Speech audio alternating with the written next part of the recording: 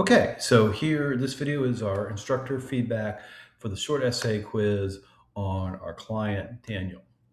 Now, again, on this one, if you didn't see this already or didn't notice it, um, when you go back, when you look at the virtual case study with Daniel, where you have the video, I've got my entire write-up going down to the stopping at the um, intervention planning part because that's the question on our quiz.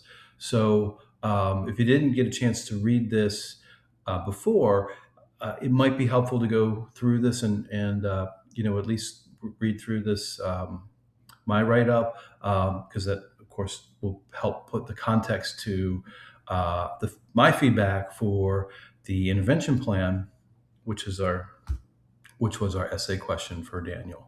Okay, so one of the things I like about this particular case is that this is Daniel presents an opportunity, in my opinion, for us to wear an advocacy hat as well as a clinical hat at the same time.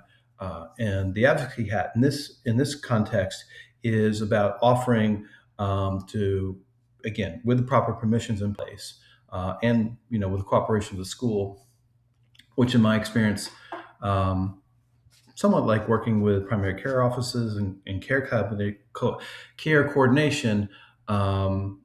Sometimes it works really. Sometimes they're very receptive. Other times they're not so receptive, or sometimes not receptive at all. So you have to just feel that out, and of course make sure that all the proper permissions are in place from Daniel's parents, as he is a minor. That's clearly what's implied in the script. But if there is that opportunity with the proper permissions and cooperation from the school to be able to share some of your own impressions, and particularly bringing up what you're hearing and your impressions about what you're hearing from Daniel regarding the bullying that's happening, which is clearly exacerbating, in my mind, exacerbating his symptoms. He has a established chronic condition, but the social circumstances, are impacting the severity of the symptoms and affecting his function, in terms of affecting him functionally and in levels of distress. So his functioning is down and his distress is up, not because there's necessarily been a shift in his chronic condition, but rather the social circumstances of the bullying on him in the context of his having this chronic condition of ASD.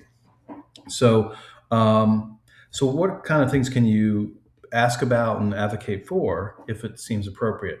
One of the things in working with clients who are in primary school age, particularly if they have an established history of really any kind of significant health problem, disability, or mental health problem, physiological problems, ask them if they have accommodations, and if they don't have a significant health history of any kind, then they probably don't have an accommodation. But it can be good to just make sure you have that in your your sort of standard assessment questions for clients who are primary school age and in primary school.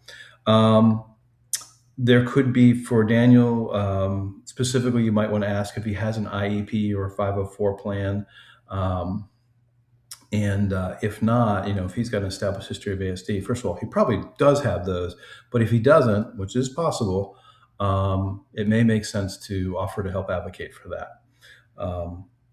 But either way, just making sure, if there's an opportunity to do so, that the school is aware of the bullying. You have to be careful about how you approach that. You don't want to come across as accusatory or judgmental to the school, even if you're feeling that, because you won't have much success in getting them to cooperate and collaborate with you.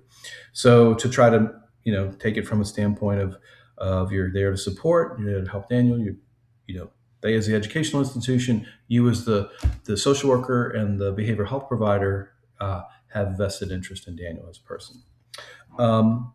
So in terms of other therapy topics, and where my experience working with people with and we'll just say younger people with ASD is, but this can be true for the adults too, is the opportunity to just help them week to week and in problem solving challenging social situations, and they can be situations that may seem pretty you know not challenging to yourself or to to a layperson, but because of their particular challenges, um, those social situations are much harder to navigate. And so being able to help them navigate social situations from week to week, or you know bi-monthly or monthly or something like that, can provide a lot of really good support as part of a larger